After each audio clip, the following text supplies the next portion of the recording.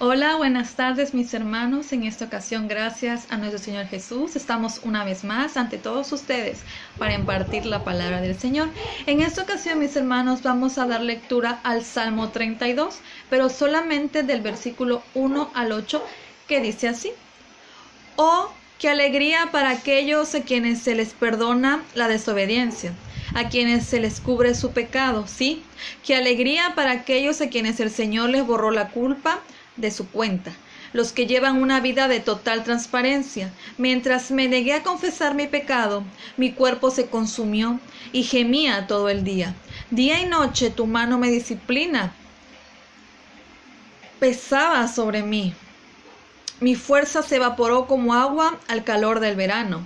Finalmente te confesé todos mis pecados y ya no intenté ocultar mi culpa. Me dije, le confesaré mis rebeliones al Señor y tú me perdonaste. Toda mi culpa desapareció.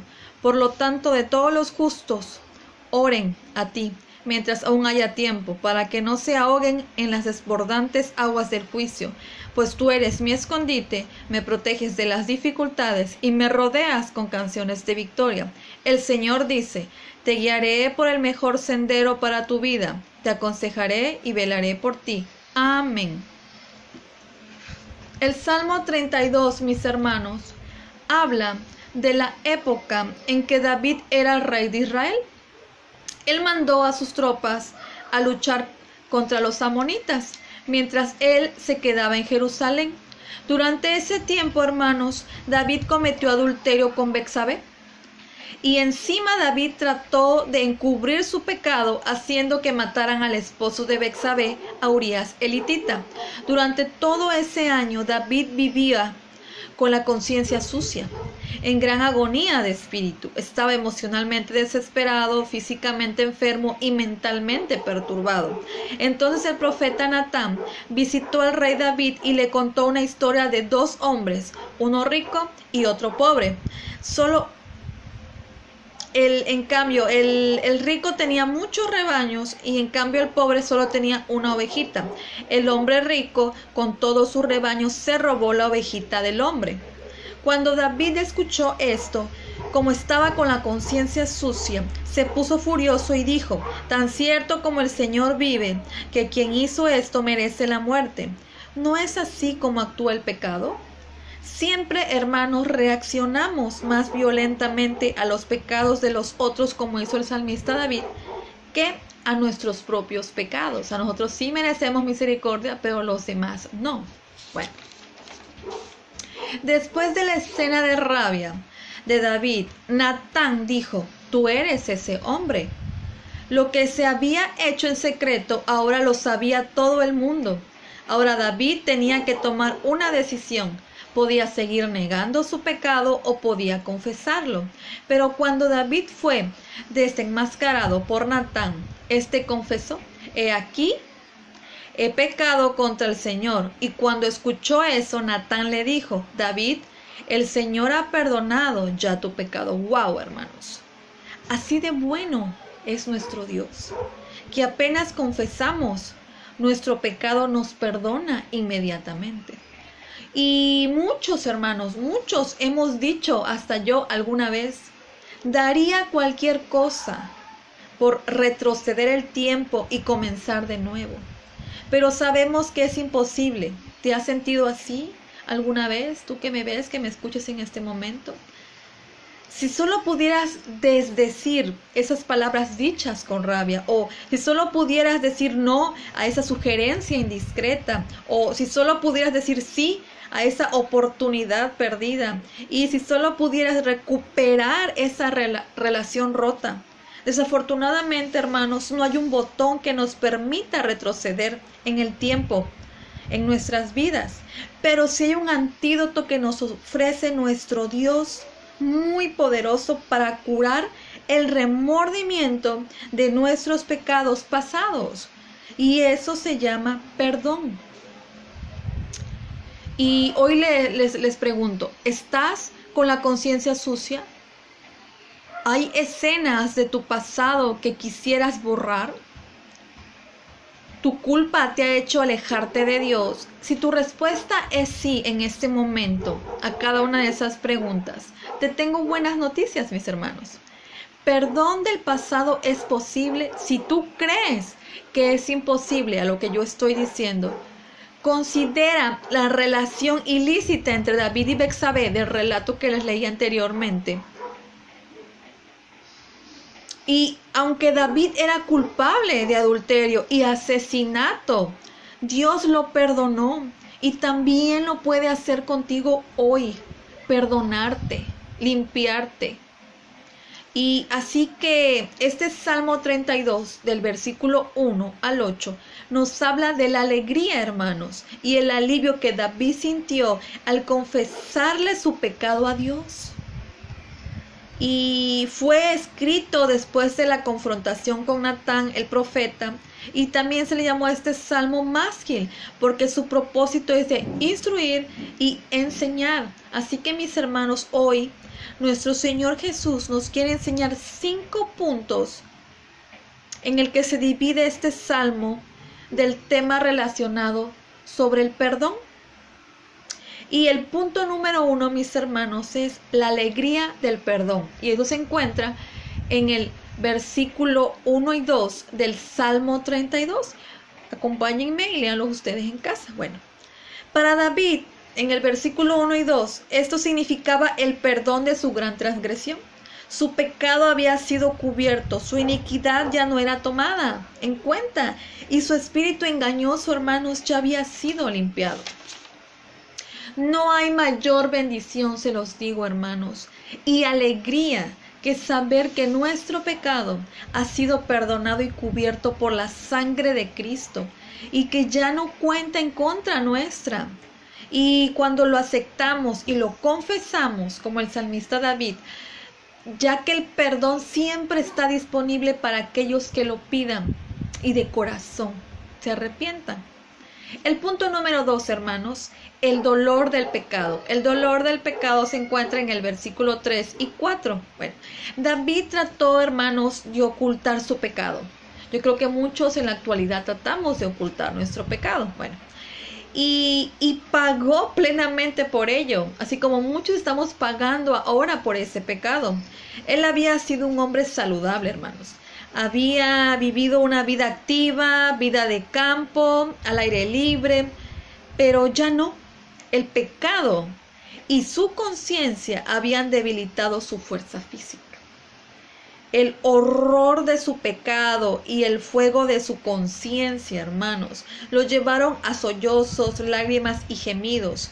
Estaba triste, desganado e infeliz, o sea que el salmista David estaba deprimido. Y estas son algunas de las consecuencias de ocultar el pecado. Cuando tenemos algo en nuestras conciencias, hermanos, lo escondemos, lo ocultamos, al menos eso es lo que creemos, pero no hay nada oculto ante Dios. Si nuestro pecado no es confesado y limpiado, entonces Dios tratará con él, hermanos. Tratará con el pecado él mismo y es preferible que nosotros en este momento nos arrepintamos y confesemos que hemos pecado a Dios, a que él lo tome por él mismo, porque la paga del pecado es la muerte, hermanos, y no solamente muerte carnal, sino muerte espiritual, muerte eterna, para siempre.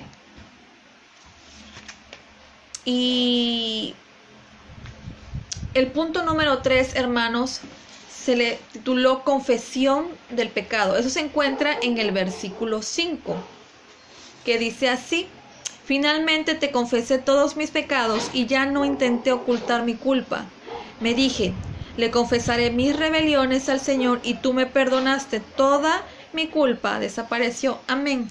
Después de todo un año de impenitencia, David llegó finalmente al lugar donde estaba dispuesto a decir las 2 palabras que Dios había estado esperando, que hoy está esperando de ti: he pecado. Entonces toda la vergonzosa historia salió como pus sale de un acceso. David ya no trató de usar un pretexto engañoso o de mitigar o de excusar su comportamiento. David finalmente llamó al pecado por su nombre, su propio pecado. Apenas lo confesó y recibió la seguridad instantánea de que el Señor lo había perdonado. Nuestro Señor está esperando que confesemos nuestro pecado, porque ya está ansioso de perdonarnos. Y después de ver la alegría del perdón, el dolor y la confesión del pecado, que es el tercer punto, vayamos al punto número 4, que se llama la protección de los justos. Eso se encuentra en el versículo 6 y 7 del Salmo 32. Si el pecado en la vida del creyente no es vencido, el perdón es solo una licencia para seguir pecando. Por ello David nos dice 4 cosas, hermanos, 4 cosas que marcan el camino a la victoria sobre el pecado. Y la primera cosa es el poder de la oración. Debemos orar incesantemente sin desfallecer. Veamos o no veamos lo que nosotros deseamos. 2. El poder de posición. ¿Por qué el poder de posición? Bueno, David encontró protección cerca del corazón de Dios. Dios pone esa vida en Cristo y luego Él abraza a Cristo en sí mismo. Este es el poder de posición, a lo que nosotros creemos, lo que nosotros nos estamos aferrando. Si realmente creemos en Jesús, si realmente estamos en la presencia de Jesús, con Jesús, anclados en la roca que es Cristo Jesús. ¿En dónde estamos posicionando nuestro corazón o nuestra protección? Y 3, el poder de la paz. El poder de la paz, mis hermanos. El poder de la paz. ¿Por qué? Porque dice, pues tú eres mi escondite, me proteges de las dificultades. Lo único que nos puede traer paz es estar a la diestra del Padre, estar en la presencia de nuestro Señor, estar con Él. O sea, aunque tengamos dificultades, tribulaciones, problemas, si estamos con nuestro Señor, Él nos dará esa paz para salir adelante porque ya somos victoriosos en Cristo Jesús. 4. El poder de la alabanza. Hermanos, la alabanza es lo que desarma al enemigo. Debemos de alabar, de adorar, de glorificar el nombre de Jesús. Que tenemos un Dios viviente que se llama Jehová y su Hijo, reconocerlo como su Hijo de Jehová, Jesucristo. La alabanza hay que hacerla aunque estemos mal. Cuando estemos bien debemos de alabar, pero cuando estemos mal, en opresión, en tribulación, más debemos alabar. ¿Por qué? Porque la alabanza va a desarmar a nuestro enemigo y va a hacer que huya de nosotros. Bueno, el quinto punto que habla aquí el salmista David en el Salmo 32 se llama la guía del Señor. Esto se encuentra en el versículo 8, donde dice, el Señor dice, te guiaré por el mejor sendero para tu vida y te aconsejaré y velaré por ti. Aquí el que habla es nuestro Señor Jesús, que comienza poniéndonos en el salón de clases. Bueno, ¿por qué? Dirán que ¿por qué el salón de clases? Bueno, el libro de texto es la Biblia, el maestro es el Espíritu Santo y el aula es la palabra de Dios. ¿Por qué la palabra? Yo le puse, porque la palabra nos mantiene en el salón de clases para seguir estudiando el libro de texto que es la Biblia y guiados por el Espíritu Santo.